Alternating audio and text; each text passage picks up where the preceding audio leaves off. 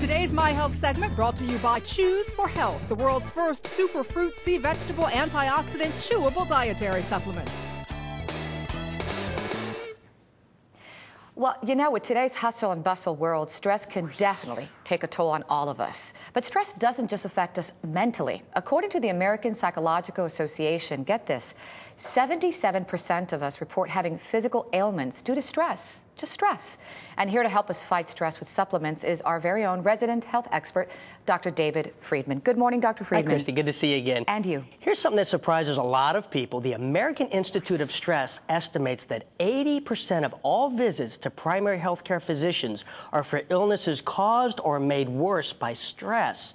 A lot of ailments. This includes high cholesterol, high blood pressure, even heart disease. It goes on and on. Stress goes far beyond an emotional component. And these are serious health issues that you're talking about. So what do we do about it? Well, first thing I want to mention, if you're a coffee junkie out there, you may want to think twice. Oh, no. You think that it's helping you stay energized during the day, but in reality, here's what's happening. It's taking a toll on your adrenal glands. Caffeine stimulates the adrenal glands, and that produces adrenaline, which puts your body in that fight or flight mode. Coffee also elevates a stress hormone called cortisol. Your immune system is also weakened when the stress hormone is high. All right, so my stress level was here when I first started talking to you, and now I have it here because I'm the Cuban coffee queen. Oh, no. And I can't break that habit. Well, you got to break the Java craze. Let me tell you how. Reduce your intake of caffeine. Simple tactic, black tea, highly recommended. Let me tell you, it's very robust, it's strong flavor, tastes great with cream, and it has half the caffeine as coffee, so it's easy to break that in half. Decaffeinated green tea is another option I recommend. Still gives you that morning jolt, but it's loaded with phytonutrients and antioxidants which help combat stress. All right, but I have to insist again because I get up at 5 in the morning, I'm exhausted. Right. I grab that Cuban coffee. It's, you know, it's my morning mojo. Well, if you start your day with my next suggestion, you won't even need that morning jolt of Java. Top on my list of best stress-reducing nutrients is vitamin B12.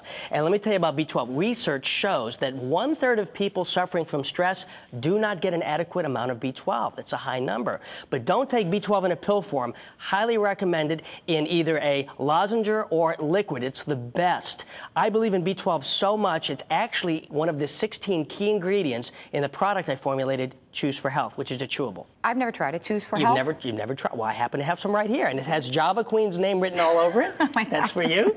So I'm going to try to learn to replace this with my Cuban coffee. Doctor, I'm not sure, but we're still talking about this. Now, as I get one, let me ask you something. How do I know if my levels of B12 are too low? Well, age is one sign. Oh, thanks. Well, you don't have to worry about that. It only affects people over the age of 50, and you've got 20 years to go for that one.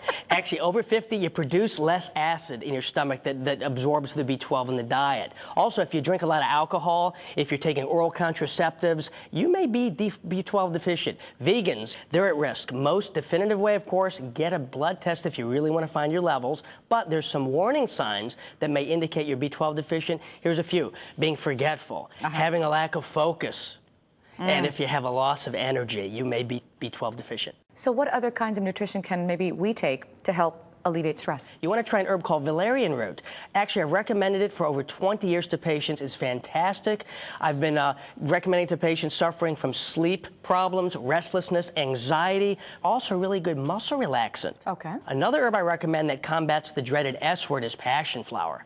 Passion flower. Passion flower. What S word are we talking about? Now, Doctor? get your mind out of the gutter. We're still talking about stress. I wasn't thinking that. Get your mind out of the gutter. Actually, passion flower helps you if you're suffering from irritability, anxiety, and stress. It's even been shown to help panic attacks resulting from stressful events. And a lot of people honestly tell me, and I'm sure they're thinking out there, oh, there's just a lot of hype behind these things, but there's actually some science behind it. Oh, there's science behind it. Supplements, they're important to your health and dealing with stress. But remember, the #1 cause of stress out there, there's #1, your own thoughts. This is true. It's not what's happening to you or around you. I'm telling you, it's how you perceive it.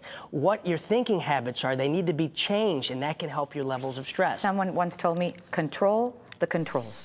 Control the controls. Which is true. Good rules to live by. I got to tell you, this was very good. Great. Thank you, Dr. Friedman. For more information about stress and what you can do to combat it, go to thebalancingact.com/askthedoctor. I'm going to try.